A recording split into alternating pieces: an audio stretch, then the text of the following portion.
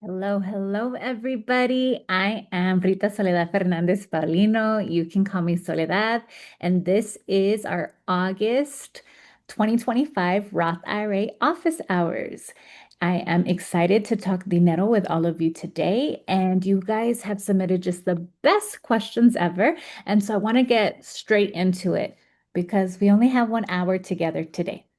All right, so let's get into it. A reminder that this presentation is for educational purposes only. Wealth para Todos LLC does not provide legal, accounting, investment, or tax advice. Please consult qualified professionals for guidance on your specific legal, tax, investment, or accounting obligations. With that said, I am here to answer as many questions that you have. So you submitted your top questions when you signed up for Roth IRA office hours. If other questions come up, feel free to drop them in the chat. I really, really want to make sure that you walk away here feeling a lot more confident about opening a Roth IRA, investing in a Roth IRA, maxing out your Roth IRA, and even, applying those skills in other areas of other types of investment accounts. All right, so a little bit about me. I am a former public school math teacher turned money and self-care coach. My journey started in 2019 after I got sick and I was put on medical leave and I started collecting disability checks. And it was the first time that I created a budget. I was 32 years old with two kids living in LA, and my husband was about to shut down his company.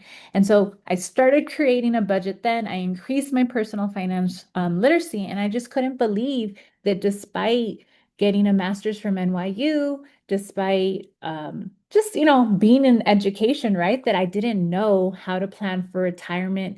I didn't know how to increase my financial security, right? I was a first gen wealth builder. And because of that, I became very committed to sharing what I was learning with other people on Instagram and then eventually on my podcasts and in my email series and all of that. I am now the CEO of Wealth para Todos. It is a company on a mission to make sure that more Black, Indigenous people of color, women, and LGBTQ plus folk have a financial plan to retire early.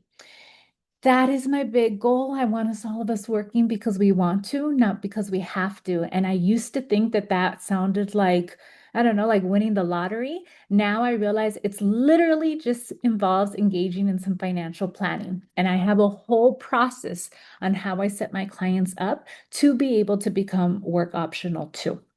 I am the host of Wealth para Todos podcast. It is a new podcast. It launched in February, and we release a new episode every Sunday. I would love to have you guys tune in and listen to that, share it with other people. I have like a crazy goal of trying to get 25,000 downloads, and currently we haven't even gotten 3,000. But, you got to dream. I'm also a Bankrate expert contributor. So if you go to the Bankrate website, you can see that I have a profile here and I release articles. They pay me to write articles from the first gen perspective. So this is another space besides my social media, besides my email, besides my podcast, where you could learn from me too, right? There's all these different articles that I've written to make sure that we all have the information that we need to build our financial security in a way that feels like culturally aligned and that we feel seen. Besides all of that, I am also on a personal journey to become work optional. And my goal is to retire, well, really to become work optional. I really love the work that I do, but I want to become work optional at the age of 47. And I have that goal despite facing my own challenges. I have PTSD, celiac disease, ADHD. I'm a first gen parent. I am an LA resident. I live in a high cost living area, and I'm just really determined to figure out what I'd have to do to become work optional, and then teaching everyone else how to do the same, giving them the same information so that they can also set themselves up to retire early. All right. So this is about you. Now, 30 of you signed up for this training today. 4 of you let me know in advance that you were no longer going to be able to make it. And right now we only have like maybe a third of you in the space. But this is the information that was submitted for the 30 people who did sign up. So 53% of you have a Roth IRA. 43% of you don't have a Roth IRA, and 4% of you are not sure. And that is something that I can relate to. Back in, oh, I don't even know what year it was, but when I was 23 years old, I had a 403B. I was working for my employer as a teacher, and that was the account that I was provided. However, I thought I was investing in a Roth IRA, and that's because I didn't know the names of every single type of an account. If you are investing with your employer, it is not a Roth IRA. A Roth IRA is something you have to invest in outside of your place of employment. It's something that you have to set up yourself. 80% of you have never maxed out a Roth IRA in 2025. If you're under the age of 50, that would mean putting $7,000 in your Roth IRA to max it out. But 20% of you have. And of those of you who fill this out, uh, 37% would like to contribute to a Roth IRA for a partner or for someone else. 17% are not sure, and 46% said, no, that is not for me. That is not my goal or intention. These are the questions that you guys submitted, and I categorized them. There's like Roth IRA basics, just questions around like, am I ready? Like wanting to know what is a Roth IRA and just sharing like, I've never invested before, like tell me more. Then there's how to start, where to open one kind of questions, and then also not really being sure in terms of converting an account to a Roth IRA or the differences between an employer retirement account and a Roth IRA.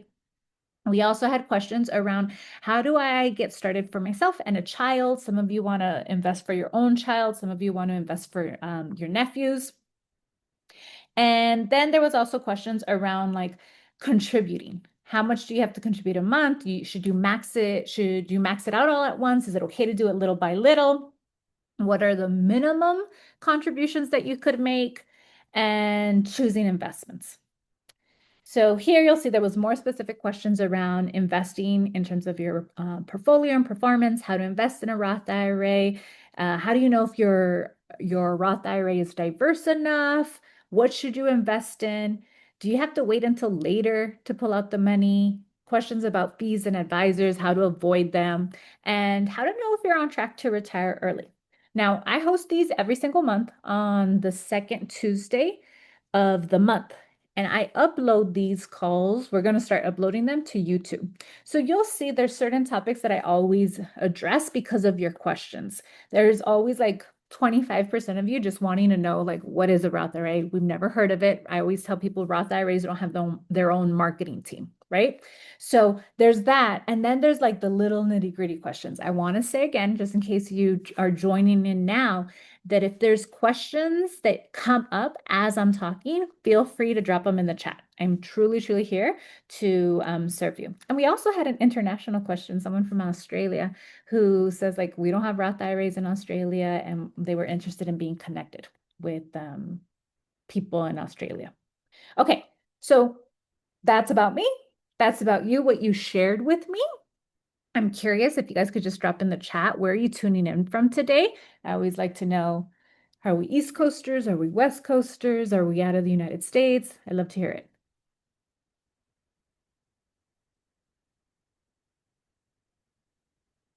Okay. Oh, Philly. Marisa, I have family in Philly. Indiana. We got two people from Indiana. We have some LA, California. I'm in LA, New Jersey. Lori, sometimes husband and I think about buying a property in New Jersey because we think like we'll be kind of close to our family in Philly and our family that's in New York. All right, good to know. This is what we're going to be covering today. We kind of like have a lot that I want to teach you guys, and we're just going to try to cover as much. At the very end, I'm going to save like probably 6 minutes to let you guys know about how you could work with me one-on-one if you're interested in working with a money and self-care coach. All right, let's get into it. So the first thing I want all of you guys to think about is whether you're on track to retire right now. At the age of 32, I had my two kids. I was not thinking about retirement. In some ways, I had just started to have like my career. And I think that's the struggle that a lot of first gen wealth builders have. We're so excited to have careers with benefits, with jobs that like pay us more than our parents ever earned, that it can feel like, wait, like I'm here. Let me just be here, not let me start planning for when I no longer want to work. But it's so important that we decide in advance when we want to retire because you have to plan for it. Retirement is not an age, it is a number. And it is literally like a money, an amount, a dollar amount. And when you know how much you need to retire, then that's when you become work optional and you could also like plan for that. So the first thing you have to do is you have to set a goal. You have to decide what is your retirement age. When I first started looking into this, I was like, well, how do I make sure that I'm on track to retire at the age of 65? Then, poco a poco, I was like, okay, well, what do I have to do to retire at 55? What do I have to do to retire at 50? And then I was like, okay, 47. For me to retire at 47, I knew that I was going to have to invest $32,500 a year. At first, that felt crazy because, I had been working as a teacher, and as a teacher, I was making $65,000 a year. So that was like almost half of my income. But then I was like, okay, well, I will find other ways to increase my income and make that accessible. So that's number one. You have to decide the age that you want to retire. Then this is like I'm getting a little bit more specific in things that you want to think through. I usually just tell people the first thing you want to do is I kind of go straight here, where I say, what are your current expenses? Now, obviously, your expenses may be different at retirement. If right now you have children, then at retirement, you're not going to be providing for children. You'll be feeding less people, right? It's also possible that maybe you're right now you're living at home or you have like a roommate, and at retirement you don't expect yourself to be living in that same situation and you might have higher expenses. But I think a good rule, like I know here this is very specific. I'm not going to read off the slides. I'm going to just talk to you guys the way that I would talk to a client. First thing I want you to do is decide at what age you want to retire to play with that. Second thing is look at your current salary and then multiply that by 25. If you currently make $60,000 a year and we multiply that by 25, then that means that you'll need $1.5 million to retire. Now, that doesn't mean you're going to be putting in $1.5 million into your accounts. No, you're going to put in money and then it's going to grow thanks to compound interest. But having that number and being aware, and I will say, like most of us are going to need to have at least $1 million in order to retire, and creating a plan for that, playing with retirement calculators to set that up. So here's more specific if you wanted to like really see if you're on track to retire early. That was one of the, or you're on track to retire. That was one of your questions. So I wanted to give you this very specific information. But I would say a general rule for everybody here is just start off with your salary, multiply it by 25, start playing with retirement calculators to see like, okay, am I on track to meet that goal, that financial goal? And then am I on track to reach it at an age that I like? If you guys have questions, remember you could drop them in the chat. You could also mute yourself and just speak. Okay. I also just want to tell all of you that I want to encourage all of you to try to retire early. So, you could retire at 65, you could retire at 62, you could retire at 67. Even if like you're like me and you love your job, I still want you to try to pursue early retirement because of the following. There are certain skills that you will develop that I think will just serve you. So when you decide you want to retire early, you have to have like a really good money system. You have to be good about your cash flow planning, understanding your net worth, setting up automations that actually help you build your financial security. And when you do that, you start to have this belief of, I'm so good with money. When you focus on trying to retire early, you're also going to learn how to prioritize trade-offs. You're going to figure out like how to use money as a tool to support your joy and nurture your wellness. And you're going to be very intentional. And you're going to go through seasons, In 2024, I traveled so much by myself and with my family. In 2025, I'm at my house. I'm at my house, I'm at the library, and I'm at the park. Like I'm not traveling, and it's because instead we are using our extra cash flow to convert our garage to a studio for my husband. right? You're going to go through different seasons, but you're going to have skills to always make sure you're using your money in a way that's very aligned with what you're prioritizing in your life. You're also going to focus on increasing your income instead of just cutting your expenses. I grew up being able to stretch a dollar. And it is a skill to be able to stretch a dollar, but it's also a skill to be able to make a dollar and know, like, oh, you know what? I want to bring in an extra $5,000. I can do that. I know how to do that. I'm creating a plan. $5,000 is like a lot. It might even just start with 500, right? But knowing like at any given time, you could bring in extra income is going to serve you, and you'll need that skill if you want to retire early. But it's also just going to serve you because you're going to see there's no limit to how much you can increase your income by, but there are limits to how much you could decrease your expenses by. And then it's also going to just help you. You're going to have to get really, really good if you want to retire early with practicing healthy interdependence. And that is like the skill of relating with people in a way where it feels very reciprocal. It's not one way, it doesn't feel like all obligation. I'm, a queer Mexican American. I grew up in a family that's hardcore Catholic, and I have a big family, and we love each other a lot. And learning how to love each other in a way that also honors our own wellness so that we're giving from a place of abundance versus like obligation or guilt is a skill. And I had to really practice that skill on my path to becoming work optional. So, and when you do that, you'll truly believe that your time, your energy, and your resources are worth your protection. These are four. These are like my top four skills and beliefs that you will develop if you stay focused on wanting to retire early. And it's why I think everyone should do it. At the end of the day, if you decide, you know what, I'm good. I do want to work till I'm 67, cool. But then you'll have already set up all these systems, developed certain beliefs, learned how to increase your income. And that's just going to be a bonus. I always tell people this quote, like, shoot for the moon. If you miss, right? If you try to retire early and you miss, you'll still land among the stars. You'll still know that you're more than enough okay for retirement. And that is like a really nice feeling to have, to know that. Did I convince anybody here to try to pursue early retirement? If so, let me know in the chat. Okay, if you're like, so I don't want to retire early, I want to work till I'm 65, just tell me how the Roth IRA is going to help me. We're going to get into that now. So there are four steps to investing in the stock market. I got one. I convinced one person. Yay. One person. Oh, two people who are like, okay, so you have some good reasons for trying to pursue early retirement. Oh, Melba, one of my clients is in this space. Hi, Melba. Okay, so now we're going to get into the four steps to investing in the stock market.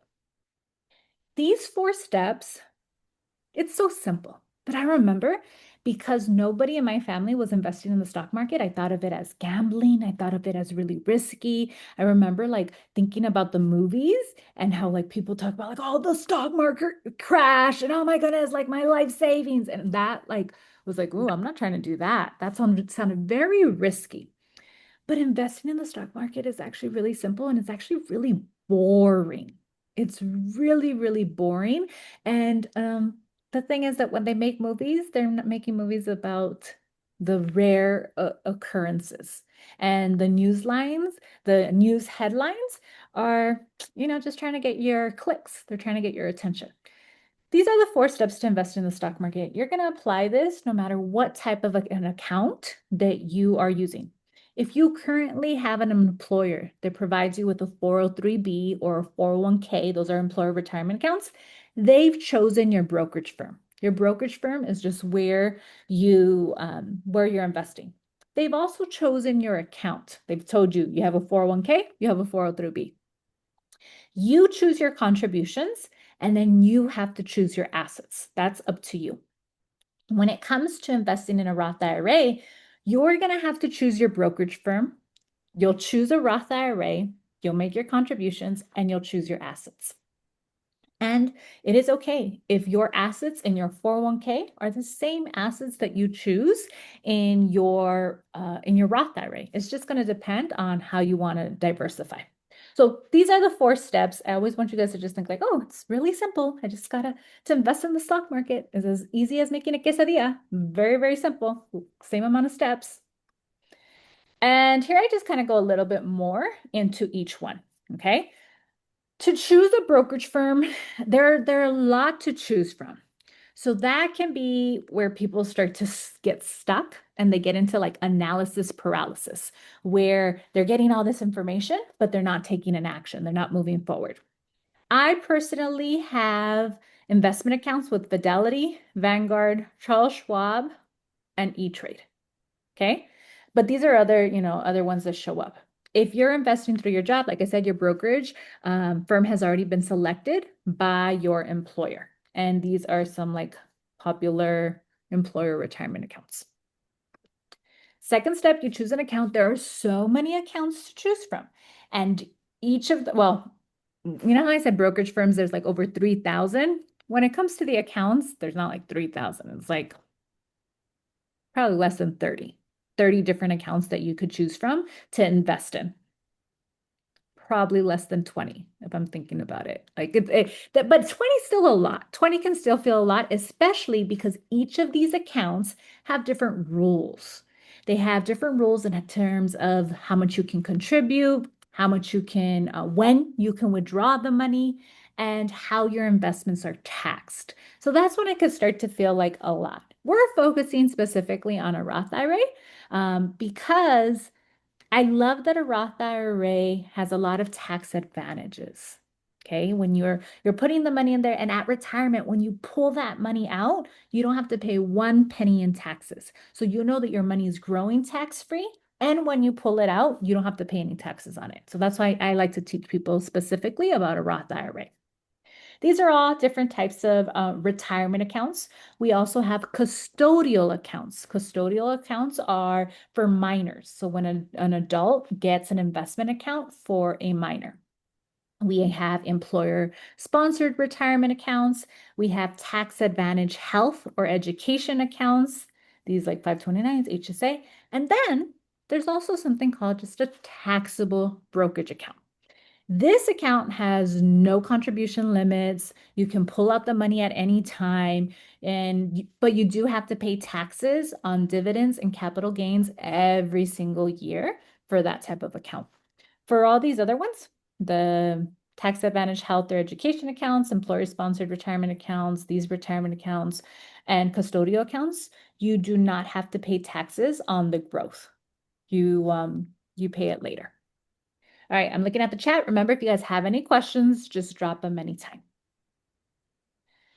The third is that you make your contributions. And like I said, every account is going to vary. For Roth IRA in 2025, if you're under 50, $7,000. If you're over 50, you could contribute up to 8,000 as long as you've made that amount of money. There's something called earned income. For 401ks, we have different limits. For an HSA, different limits based on whether you're an individual or family member. And then 529s vary based on states. We have a question. Yay!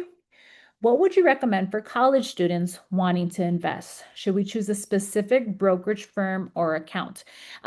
Whether you're an undergrad or grad student, even if you're a high school student, I was 16 years old when I started working. Because I had earned income, I wish I would have opened up a Roth IRA. And I wish I would have been just investing in a Roth IRA account. So that is and in terms of a specific brokerage firm, yeah, I actually do have a recommendation. I would actually go with a Fidelity. Fidelity would be my choice for anyone who's going to be investing poco a poco, right? So if you're going to be doing like $20 here, maybe $100 there, like it's gonna vary. Fidelity will allow you to do that. Vanguard requires you to invest and purchase assets $1,000 or $3,000 at a time. And that can be like a lot of money when you're in college. Okay, another question. CalPERS is a pension. So it would go under here, kind of like an employer sponsored retirement account.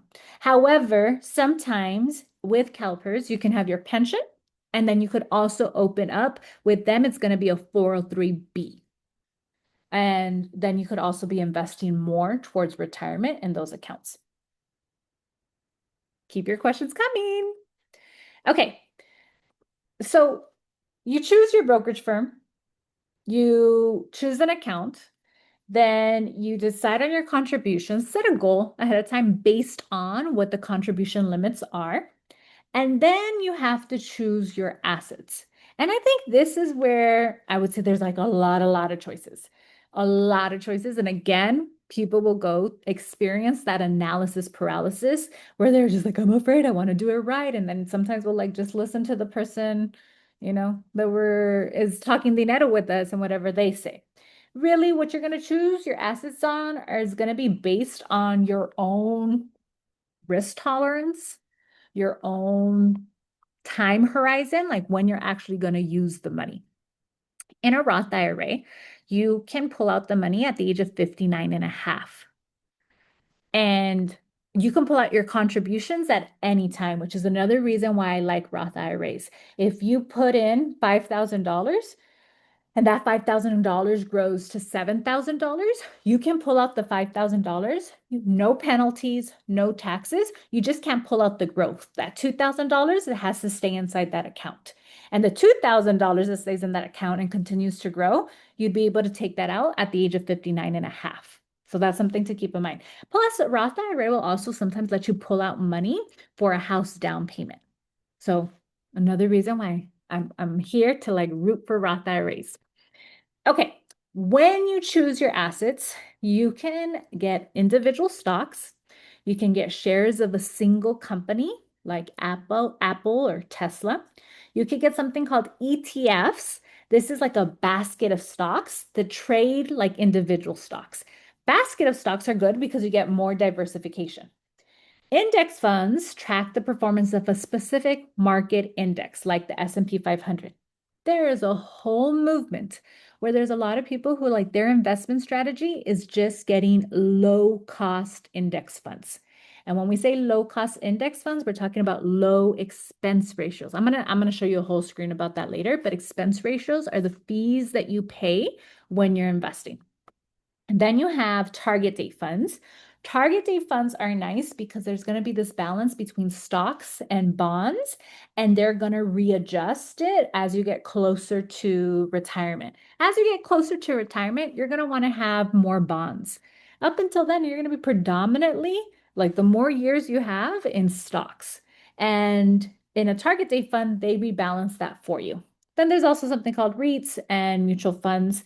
Mutual funds are actively managed. So that means that there's a person who's saying, oh, let's get this company, let's buy some stock in that company, let's buy this. And because it's actively managed, they're usually more expensive when it comes to expense ratios. Yanalta said, can you talk more about the 403B? The 403B is just an employer retirement account, and the maximum that you can contribute is $23,000. Hmm, No, I think there's a typo there. I'm actually going to look that up. I'm wondering if the maximum is 23,500 in this year. Maximum um to contribute to a 403B. In 2025, yeah, there is a typo there.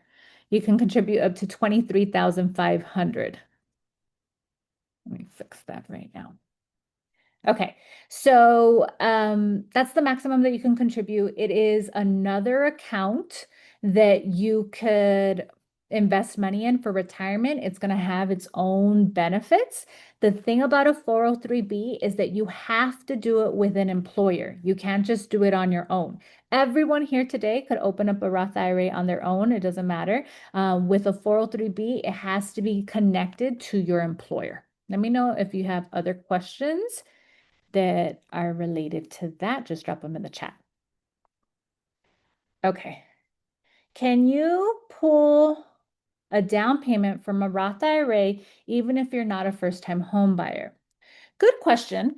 You can pull out your contributions at any time. So you'd have to like be able to identify how much money you want to pull out from your Roth IRA. But let's say like it was your let's say that you have contributed in a Roth IRA, you can pull out up to $10,000 towards a down payment.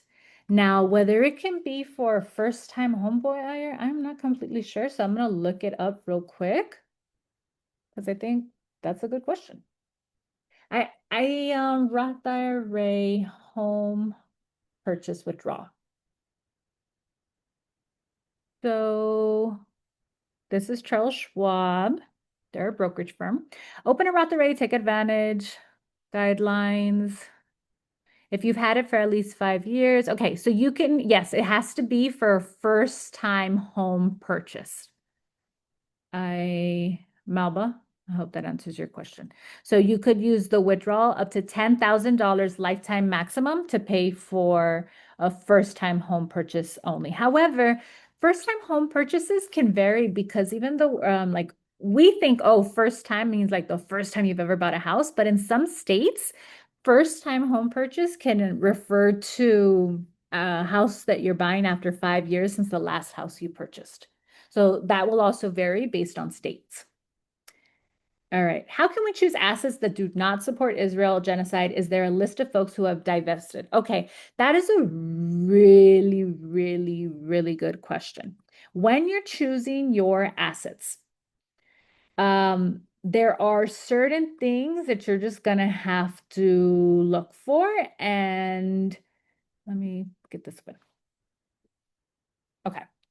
So here, right, index funds, there are index funds that you can purchase that are going to be that's exclude companies associated with war and like weapons. That's something that you can do. They're called, oh my goodness, I'm blanking out right now.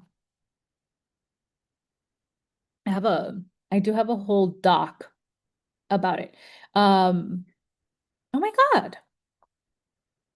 I'm really blanking out on that right now. Is someone dropping it in the chat? Melba, do you have you heard me talk about this everywhere else? No. Okay. Um, ESG. ESG, ethically sourced investments. Let's see. ESG funds. Yeah. Okay.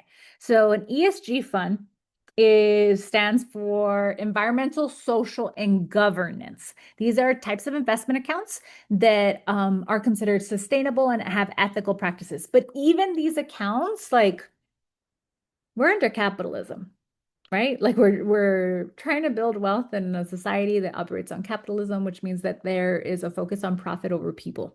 And so even some of these ESG counts, though you'll make sure that they're not companies that build weapons, it can still very much be a company that does fund Israel. So, for example, a company like I feel like online they talk about like, Starbucks and um, I'm thinking about the ones for like in terms of my company, there's something called like Riverside, that's like a podcast host, right? And it will be a lot more challenging to not invest in those companies if you're doing an index fund, because an index fund is going to be a basket of a lot of different stocks. The other option would just be doing individual stocks so that you have a lot more control. Okay. Yeah, we did have a whole guest speaker in Wealth Baratos Academy who focused specifically on having more ethical investments. But even in that case, like there are people who are funding Trump, right? Who are in the S&P 500, right? So even like if we think about Meta, right? Meta has connections where they're funding Trump and they're donating money to his campaign, and they're one of the top companies in the S&P 500. So that is definitely challenging, Marisa. I'm having a hard time finding a good brokerage because I first signed up with a predatory one thinking it was through my school district. Thanks for your help. It can be my recommendation, probably Fidelity. Start with Fidelity.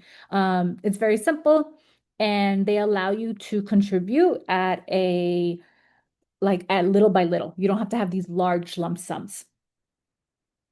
Okay, Marisa, I'm glad that helped. And all right, we're going to continue with the slides.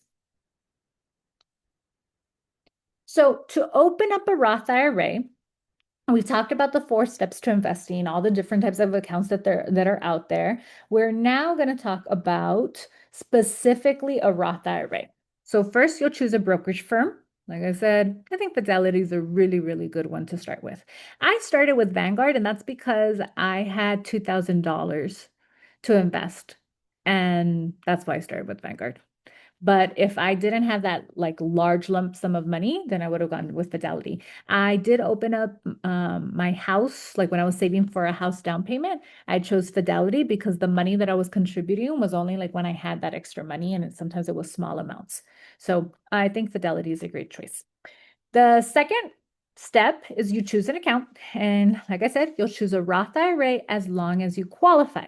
Things to keep in mind about, okay, let me actually share this list in the chat because I want to make sure that you guys could read through this at a different time. These are other reasons why I'm talking about, why a Roth IRA is a good choice for you and why it's a good account for you to invest in. So you'll have that there. You'll look at it. I've also already started to talk about some of these reasons during this presentation. Then the key thing is you have to make sure that you qualify for the Roth IRA. For that, you'll look at the IRS website. There are limits. If you make too much money, it is possible that you cannot contribute directly to a Roth IRA. You would have to do something called a backdoor Roth IRA. Too much money changes every year, which is why you'll want to look at the IRS website. If you are married and filing your taxes jointly, together, you and your partner have to have a modified adjusted gross income that's less than $230,000. If you are single, head of household, then you need to make sure that you are making less than $146,000. Once you start making more than that, then you may have to do a backdoor Roth IRA instead. So this is the key thing. Another thing that you have to make sure is that you're making the amount of money that you are investing. So this is specifically for those of you who are saying like, I want to invest for my child or for my nephew. You have to make sure that the money that you are like that you want to invest. So let's say you want to invest $1,000. That means that your child or nephew, the child in your life needs to have earned at least $1,000 in earned income. If they made $500, then the most that you can contribute to the Roth IRA is $500 for that year. So that's something to keep in mind in terms of can you qualify and how much you can contribute is going to be based on those terms. Then you're going to choose your contribution. The minimum amount varies, right? So you could open up a Roth IRA and let's say you're making $70,000 a year, but you don't have like your goal for that year is to just invest 250. That's okay. There's not a limit there. The recording of this call and all Roth IRA office hours will be uploaded to YouTube, and you'll be able to watch a replay there. And you'll also see like past ones. Okay, so we have maximum amount varies based on your age and also your income. Then you can choose your target date funds or index funds or ETFs. I like these as just different investment options because it is a basket. Someone just, okay. If you have a question and you want to just say it, you could unmute yourself, but I'll just keep everyone muted unless I hear that you say, I have a question. Okay. So here we are, Roth IRA. First step, second step, third step, fourth step is you're choosing your assets. And we're going to go into this a little bit.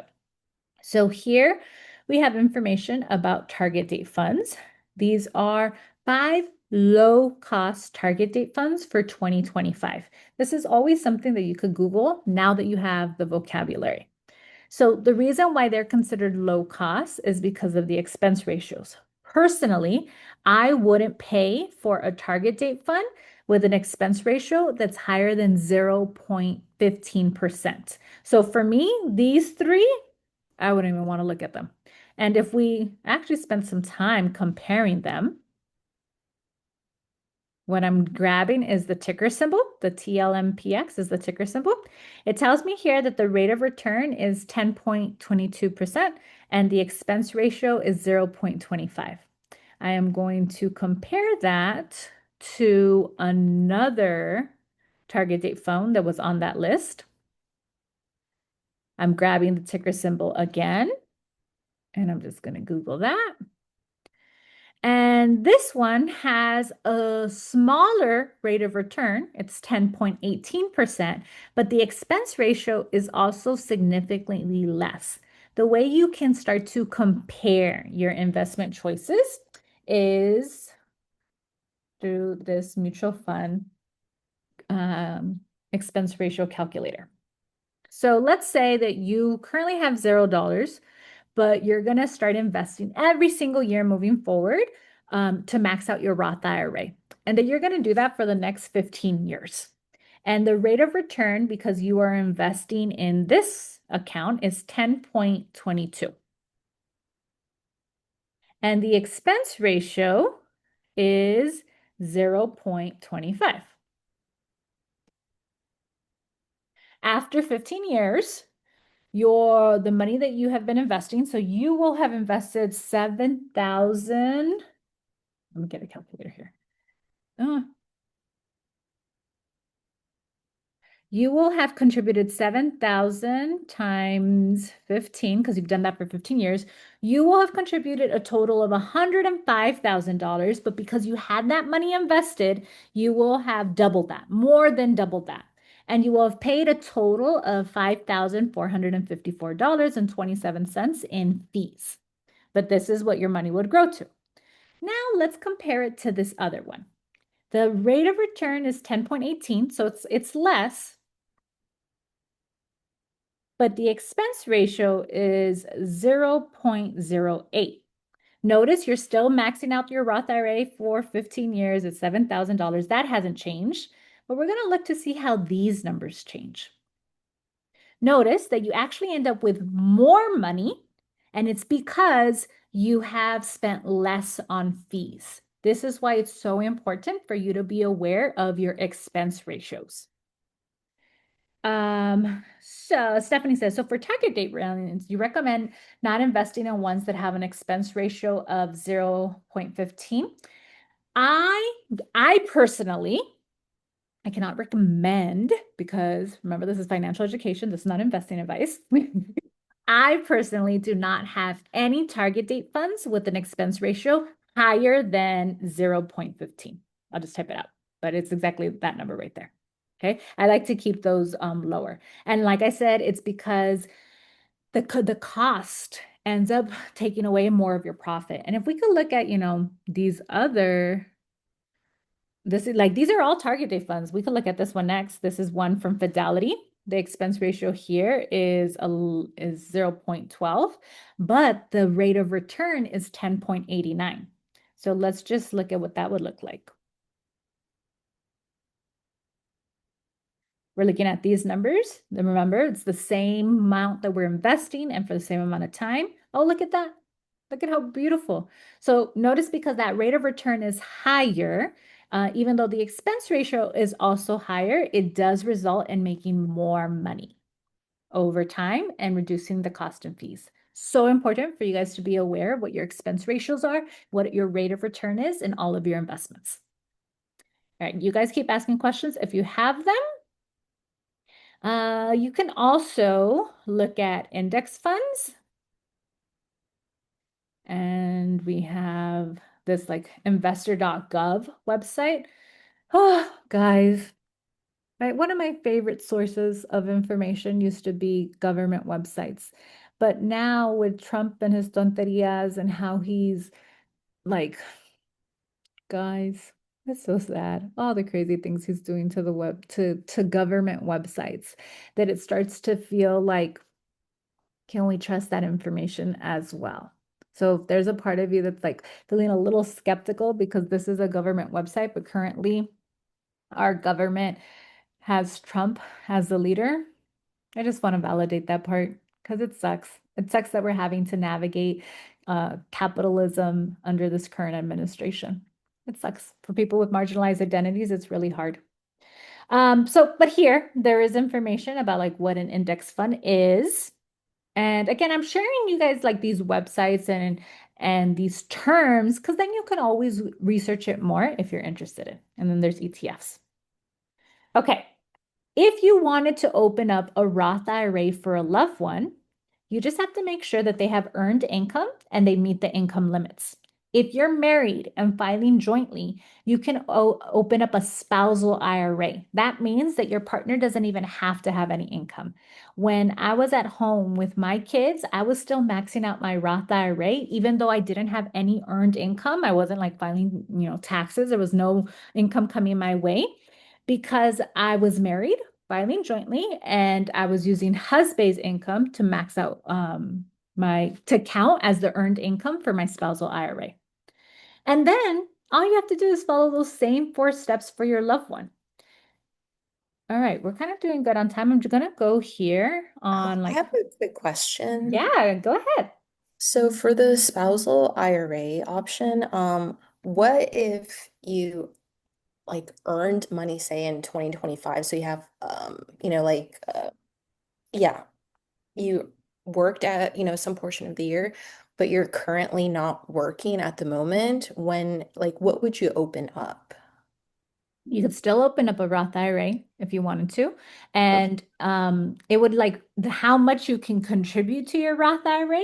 If you're married and filing jointly, then you could max it out still, as long as you're meeting like the contribution limits that we discussed over here on the IRS website.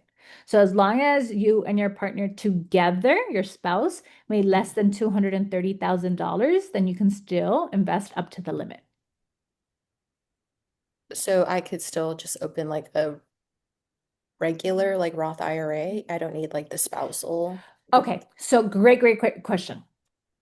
Yes, there's no such thing like when we go on the Fidelity website and we go to open an account, you're never going to see something that says spousal IRA. That's just like the regulation that allows you to do it. So it's just Mm, saying like because of the spousal IRA rules, you got are it. allowed to contribute to a Roth IRA or a traditional IRA even if you don't have earned income. So Got what you're still going to open up is the Roth IRA. It's just spousal IRA rules that allow you to be able to still do that. got it. Okay, that's a helpful clarification. Thank you. Yeah. So, and like if we went to Fidelity, you'd go to open account, open a Roth IRA. You would say whether you're already a Fidelity customer or not. Most of us would not be. So then we just go through filling out this information about ourselves. You're going to do personal information, social security number, where you live, and your employer information. You'll also link a bank account. Then you'll have the account. So, step one, you chose Fidelity as your brokerage firm. Step two, you opened up an account by doing this. Step three, you decide how much money you're going to contribute, transfer that money. And step four, you're going to make sure to choose your investments. Okay, that makes sense. One other question. Mhm. Are there any citizenship requirements for opening a Roth IRA under any of the different brokerage firms? Yes, there are. And a wonderful resource on Instagram is if you don't already follow her, let me, no, I'm trying to remember her handle. Mm, Our Wealth Matters. Okay. On Instagram, her name is Our Wealth Matters, and she specifically shares resources for helping people who are first gen, but also who are current DACA recipients, people who only have an ITIN. And if you're not currently undocumented, she shares like high yield savings accounts information and also brokerage firms that are okay with you not having a social security number. So wonderful resource there. Okay, thank you. Yeah. Could you and your spouse have individual Roth IRA and spousal IRA? I think I was probably a little mixed you guys up. There's no such thing as a spousal IRA. So if we go back to like the types of accounts that there are, notice that there was nothing here that says spousal IRA. Spousal IRA is just the rules. Okay, good. I'm glad everyone understands that. Okay, so this is the last 10 minutes. If there are other questions that have come up, think about like, okay, what is it that you need to know to feel comfortable moving forward with opening up your Roth IRA? And you could ask those questions right now. If not, if those questions, if I don't see the questions popping up, then what I am going to do is I'm going to talk to you guys about one-on-one coaching. Okay. So in one-on-one coaching, we meet for 4 months together, 3 calls a month. It is 45 minutes calls. They're one-on-one. And I'm really looking at where you currently are and making sure that you have a financial plan to retire when you want to. Specifically, our goal in the 4 months is that you're able to max out a Roth IRA for yourself and for a loved one. Sometimes clients are able to do that because they have money that they're keeping in a savings account that isn't growing as much as it could be growing when it's in an investment account in stocks. Sometimes people come to me and they're like, they still have high interest debt and they need help with figuring out cash flow management, creating a sustainable budget that still allows them to enjoy their life and also work on increasing their income so that they can have the extra money to put towards retirement. And I'm a very holistic money coach, right? I look at things from my framework, which I call the diverse self-care framework. I'm looking at like, are you creating wealth in a way that honors different areas of your life, including your relationships, your health, your mental health, your environment, your spirituality, and the values that you have, and also do it in a way where it's not requiring you to burn out. That is my approach. So you get 12 calls for 4 months. During those 4 months, you also get to message me via WhatsApp about any questions that come up. This week, I've had clients who have messaged me about concerns about talking about money with their partners, clients who've talked about like figuring out how to manage their time so that they could engage in more diverse self-care. A question about someone who was starting to do a rollover process. So had their employer, a former employer account, and they wanted to roll it over into an IRA and they got stuck in the process. And so they just messaged me on WhatsApp, and then I was able to message them. And you also get access to 12 months of Wealth para Todos Academy. Wealth para Todos Academy is my group coaching program, and that program consists of having 9 calls every single month. We have a tech office hours where you get access to our financial planning software called eMoney. I also provide clients with the Wealth para Todos dashboard. It's a Google sheet that really allows you to look at all your finances in one place. And we have coaching calls on Mondays, and then we also have entrepreneur office hours on Thursdays. If you go to my Instagram account, you'll see that I always like put recaps about what we do in Wealth para Todos Academy. So you can see like this was yesterday's Wealth para Todos Academy call. I did a training on how to return to your zone of resilience repeatedly despite Trump's tonterías. Next week, next week we're going to have a guest speaker come and do a training on how to increase your income using ChatGPT.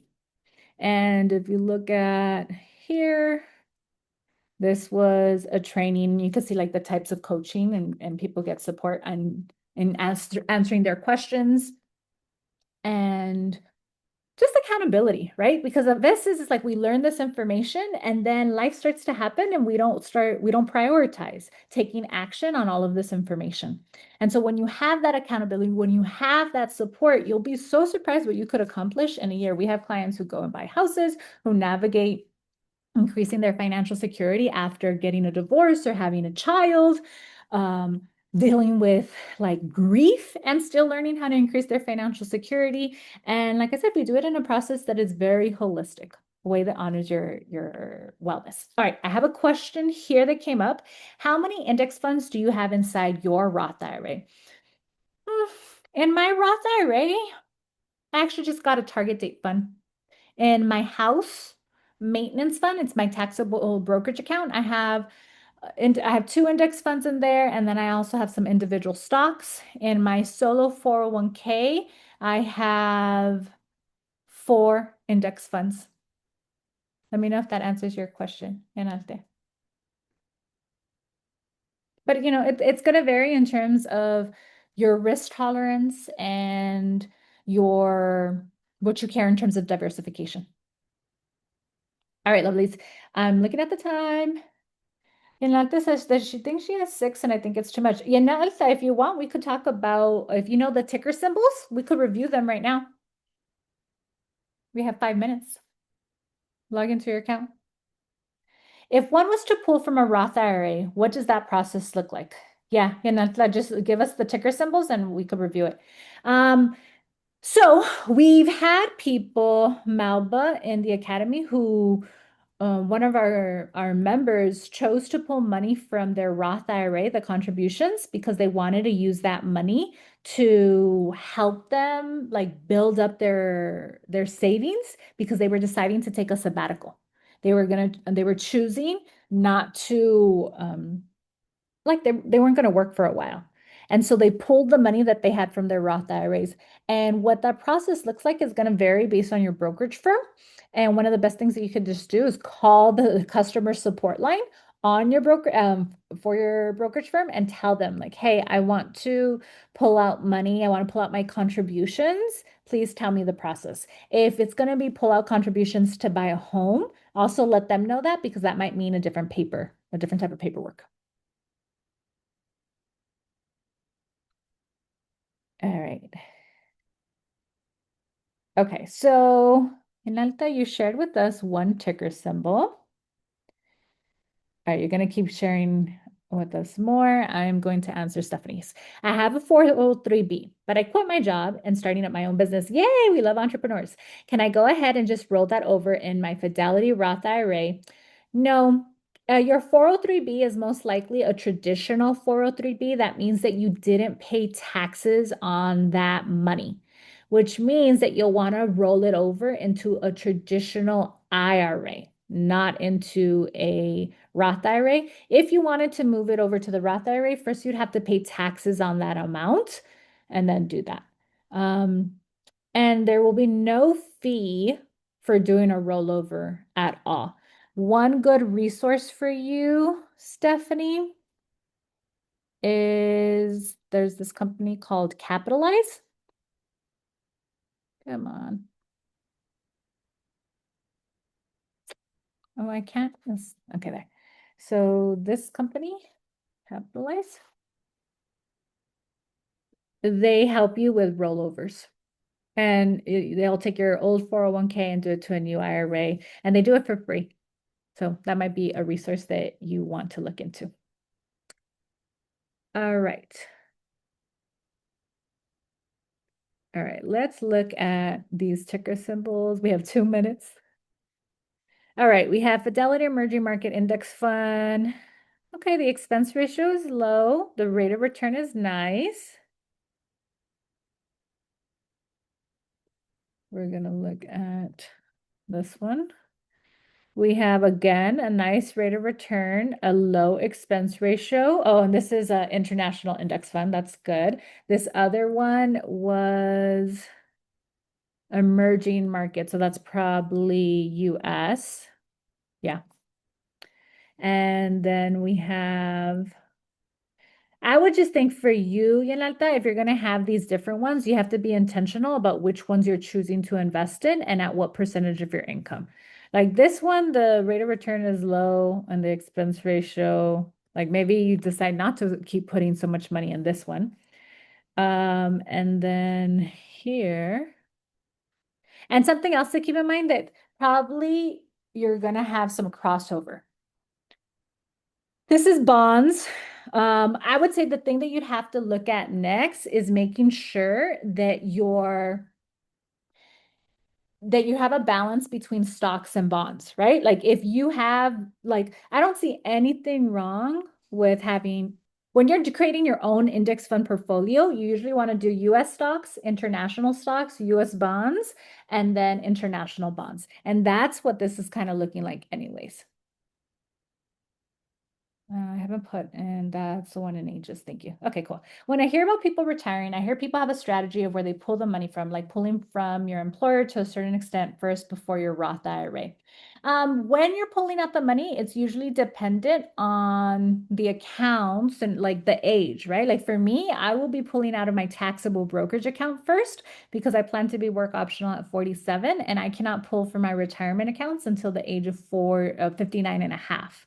So I have to have enough money in my taxable brokerage account to cover me from age 47 to 59 and a half. Then it turns into like, what accounts do I want to do? Um, I think the reason why some people say pull from your employer retirement accounts is because your ability to pay taxes is going to probably be better the younger you are. And the closer you get to like, you're not going to work. Like I have a tia who turned 104 this month. Like if I live until I'm 104, then yeah, like even though I love my job, I don't think I'll be working until like that age, right? So I imagine that that's when I'll start pulling from the Roth IRA.